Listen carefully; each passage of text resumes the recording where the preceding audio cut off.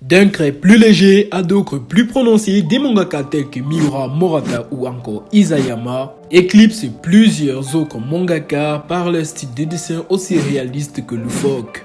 Mais voilà, bien que dans l'ombre, certains de ces mangaka réussissent tout de même à se démarquer par leur style de dessin tout aussi incroyable. Kei Urana.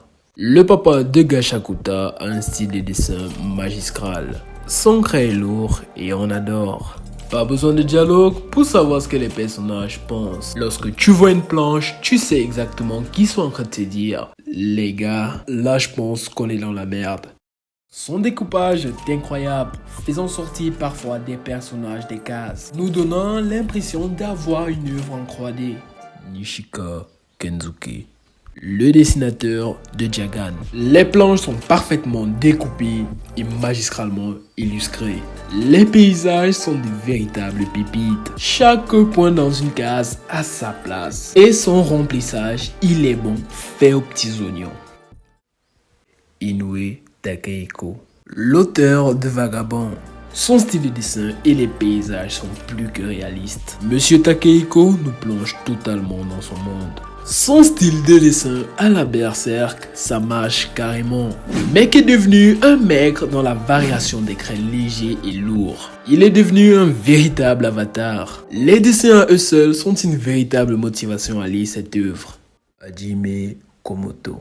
Vous le connaissez sûrement grâce à son œuvre Machel. Il est vrai que comparé aux autres, son style de dessin est franchement plus léger. Mais ses dessins restent tout de même incroyables. Son trait léger rend franchement ses planches plus faciles à lire. Et c'est vraiment efficace parce qu'il rajoute de la comédie dans son œuvre. Et il n'hésite pas à noircir son trait encore plus quand il doit faire les scènes de combat, rendant ainsi les planches magnifiques. Yuki Tabata.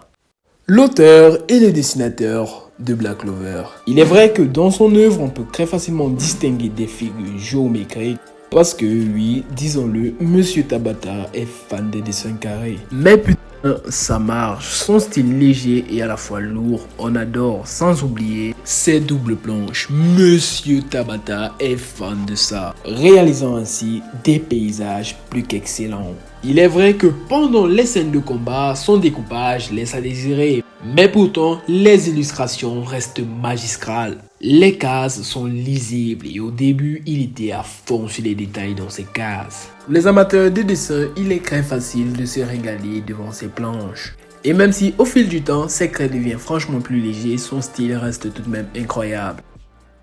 Bien évidemment, nous avons plein d'autres mangaka tout aussi exceptionnels, tels que Tatsu Yukinobu, l'auteur de Dan Dan Dan, Oji, le dessinateur de Dr. Stone, ou encore Makoto Yukimura, l'auteur de Vinland Saga. Malheureusement, beaucoup d'adaptations en animé ne rendent pas honneur à certains de ces génies.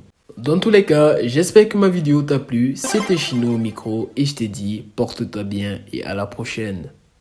Salut à tous, c'est Mine. Ouais, je me tape l'incruste. Juste pour vous passer une annonce, on va sortir une giga théorie bientôt. Ce sera la plus grosse vidéo de la chaîne. Allez, bye.